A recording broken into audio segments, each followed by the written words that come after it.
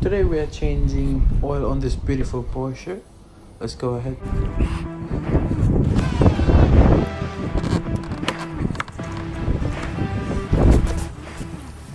When I removed this upper cover, there was an oil leak everywhere going through the sides till to the down, and even the sump plug was leaking.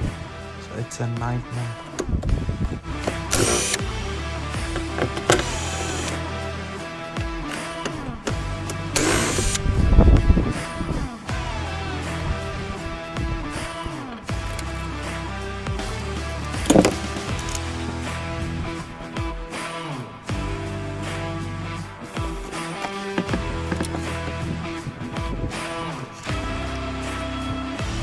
The oil was really dirty, so I recommended engine oil flush in the next service.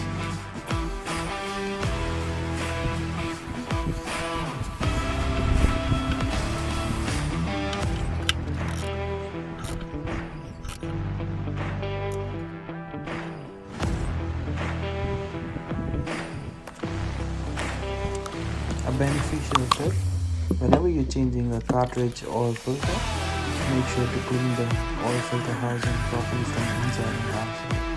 Make sure there are no oil slugs present in the oil filter housing.